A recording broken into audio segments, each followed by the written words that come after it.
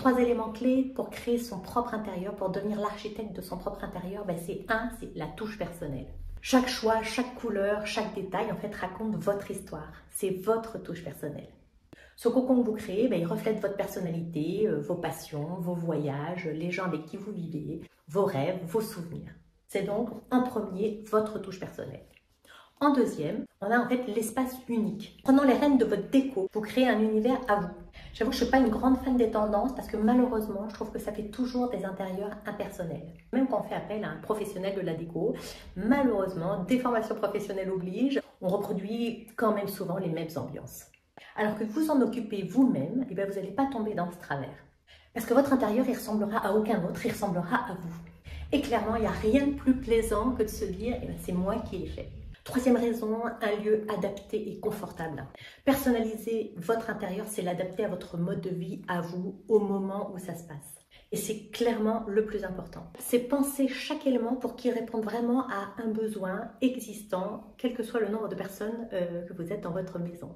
Il s'agit vraiment de faire un endroit où vous vous sentez bien, mais surtout qu'il soit pratique, où vous vous sentiez à l'aise. Parce que l'habitat, notre maison, c'est le seul endroit où on peut vraiment se ressourcer, être bien et ne devoir rien à personne. Et en plus, ça permet de s'adapter à l'évolution des situations. Et ça, c'est quand même plutôt chouette. Bref, prendre le temps de concevoir sa propre déco, c'est un voyage personnel. C'est vraiment une aventure que je vous recommande. Et ça permet même de se découvrir soi-même. Alors si vous êtes comme moi passionné de déco et que vous avez envie d'apprendre à décorer autrement, vous êtes au bon endroit. Le autrement, dans le nom de mon blog, apprendre à décorer autrement, il a vraiment son importance. Apprendre à décorer plus personnel, plus pratique, plus éco-responsable, plus naturel.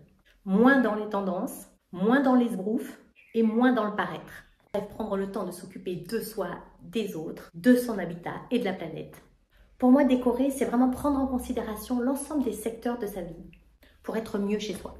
Être en somme l'architecte de son bonheur. Alors je sais, ça fait un peu pompeux, mais c'est vraiment ça. Je pense qu'on peut vraiment se créer soi-même son bonheur, le cultiver au quotidien. Voilà, ça paraît des grandes phrases, mais vraiment quand on prend secteur par secteur de sa vie, et on peut commencer du coup par son habitat, quand on est bien chez soi et quand on fait ce qu'il faut pour être à l'aise chez soi, pour être soi-même chez soi, ça fait vraiment toute la différence.